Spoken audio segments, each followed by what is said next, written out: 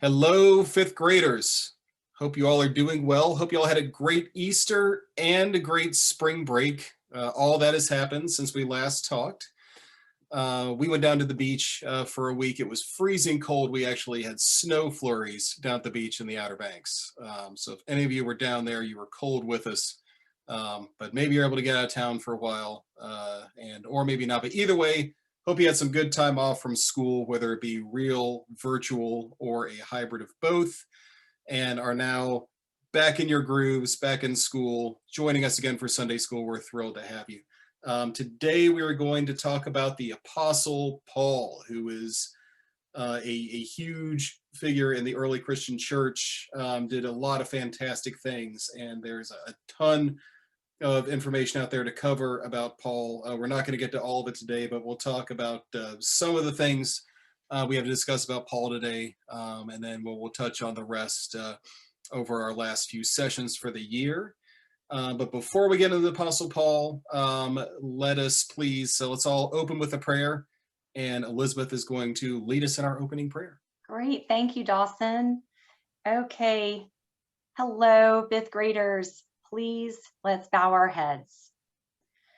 O God, whose blessed Son made himself known to his disciples in the breaking of the bread, open the eyes of our faith that we may behold him in all his redeeming work, who lives and reigns with you in the unity of the Holy Spirit, one God, now and forever. Amen.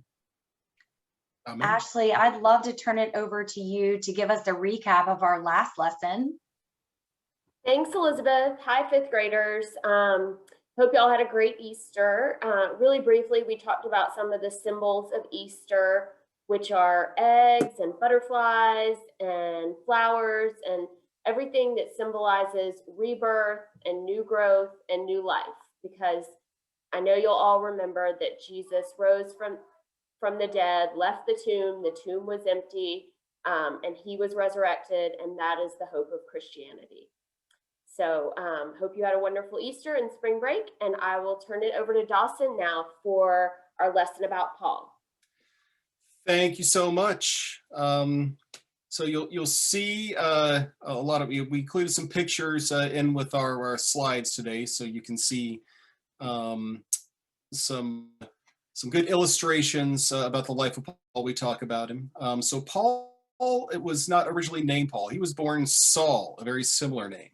And he was born in a city called Tarsus, which is in what is today Turkey.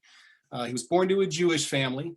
He was later educated in Jerusalem, and when he was in Jerusalem, he also learned a couple good trades. He was believed to be from a very wealthy family. There's not much information outside of what's in the Bible on Paul. So other things in his life are we're kind of put together from what a lot of the letters that he wrote, and info about other people that reference Paul. But he was believed to be from a well-educated, possibly a wealthy family. So he got a really good education in Jerusalem as a young man. And he put the family crafts, which were leather work, and there on our first slide is a picture of Paul sewing together slabs to make a tent, which were where a lot of people lived in those days, were in tents, whether they stayed in one place or they were nomadic. But that was a popular form of shelter for life in those times. And as a young man, Paul was still actually a persecutor of early Christians, because he, like many other Jewish people, felt that the Christians were out to destroy the Jewish faith, destroy Jewish tradition. And so many early Christians were arrested and had a lot of terrible things done to them, like being stoned to death. Something grisly to think about. And Paul, as a young man, was involved in a lot of that when he was still known as Saul. And then it was when he was on a trip, we could go to the next slide, please, to Damascus, going there to arrest early Christians, and he wasn't traveling alone. He was traveling with some others, and he was blinded by a bright light. Not just temporarily blinded for a few minutes, but blind for a number of days. But it was when he was initially by the light that he heard Jesus speak to him. And Jesus asked Paul why he was persecuting him. And after that, Paul stopped persecuting or stopped arresting them, stopped participating in their torture and execution, and converted to Christianity and became a follower of Jesus. And although he was not, I'll first say that from then on, he dedicated to spreading Christianity beyond Israel. And if we could go to the next slide, please. Although he was not someone who knew Jesus personally, when Jesus was alive, Paul declared that he was also an apostle, because when he was blind, he said that Jesus spoke directly to him. Jesus then converting by meeting someone who's a Christian, who then talked him into converting to Christianity. And so the word apostle, which you hear referred to, the 12 apostles who knew Jesus, and also Paul, comes from a Greek word meaning herald.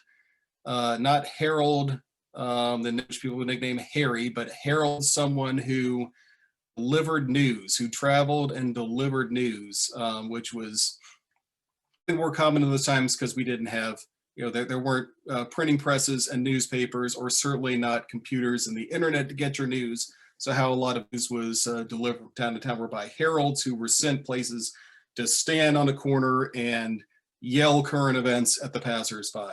Interesting way to get your news, huh? And so Paul had declared that he was apostle because of his contact with Jesus. And there are a lot of other people who at the time also called themselves apostles. And there are some mentions in the Bible to beware of false apostles. But when the church later refined their definition of apostle to the 12 who were Jesus's followers when he was alive on earth, also include Paul as an addition, because of all the work he did to spread Christianity throughout both Asia and Europe. And if we go to the next slide, please. There is a map of, you can see it's the Mediterranean Sea in the middle, and you can see the boot of Italy up in the top left corner. Across there, you see a lot of those islands. That's modern day Greece. So then here is Turkey here. And then along on the far right side down here, you can see Damascus named in Jerusalem. That is Israel. And so all these squiggly lines in different colors follow a lot of the lengthy journeys that Paul made spreading Christianity throughout the part of Asia that some call Asia Minor, which is really overlaps with and the Middle East. And then Paul was the first person to spread Christianity to Europe. The first European Christian converts were converted by Paul on one of his many journeys, and he's believed to have died sometime in the 60s AD. So you can see that his journey to Rome, which was his longest one and involved traveling by sea, would be treacherous, was his last journey that he made, a big journey by sea, traveled by sea, and some of the others too. And these were dangerous trips that he was on. He encountered a lot of hardships on these journeys that he took for years at a time. He was imprisoned. Actually, in one case, he was got out of prison by converting the jailer to Christianity, who then set him free. He was stoned by the leaders of a synagogue, not stoned to death, obviously, but still, leaders of a synagogue attempted to stone him to death. He fell ill from time to time, and I think was shipwrecked at least once, maybe than once.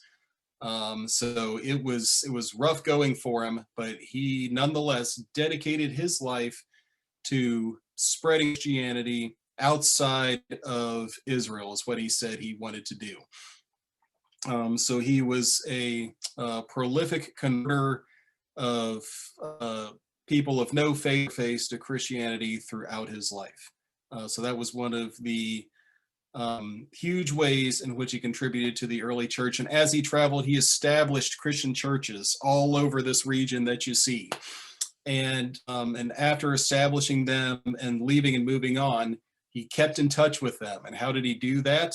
By the other way, great way of communicating, besides sending someone to yell something at you as a herald, was writing letters. So Paul got some information on his letter writing. I think that's what we have next. Didn't flip yet, so yes, and there he is, an older man. You can see there writing some letters. And about 1/5 of the New Testament is composed of letters written by Paul, and many of them were letters to churches he had established. And it's believed that a lot of these letters were he wrote to help settle disputes that had arisen among early Christians in a lot of the churches that he established. Because a common theme that's prevalent in a lot of his letters is a message of unity and of unity that we still hold near and dear to us today. And really, those letters show how Paul was a great organizer of the early church, shaped the early church, and certainly not just the early church, but the Christian church today is largely what it is because of Paul's influence. So he was an incredible person, a prolific traveler and writer, and it would be hard to imagine what the Christian faith would be today without Paul and everything that he did for us. So there's even more to talk about Paul. We could go on and on, but instead of talking for such a long time in one lesson, we'll talk more about Paul in our next few lessons that will work for you here soon. But that is all we have on Paul for today. We'll send out the covenant times that have a lot of neat stuff about Paul in there also for you. You missed that the pictures in the slides may somewhat resemble those in the covenant times. It's more than coincidence. Yes, I copied and pasted, but they're such good pictures. I love them, that they're fun to have in here with our slides. So that's all for now. We can't wait to talk to you about more things having to do with Paul in our next lesson. But for now, we can wrap it up. Elizabeth, if you wouldn't mind leading us in a closing prayer, please. I would. Thank you so much, Dawson. I've really enjoyed learning more about Paul and look forward to more stories about him. It's hard to believe that one person can have such a positive impact.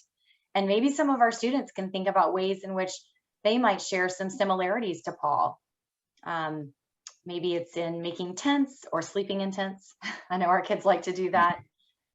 Maybe it's writing letters, maybe to grandparents or a pen pal or a friend that lives far away. But we are going to continue to learn more about him and the important role that he plays in the history of our church. So thank you so much for that lesson. And let us all pray. After each petition, there will be a moment of silence for your own prayers. I ask your prayers for peace, for goodwill among nations, and for the well-being of all people.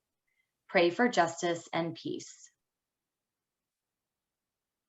I ask for your prayers for the poor, the sick, the hungry, the oppressed, and those in prison. Pray for those in any need or trouble.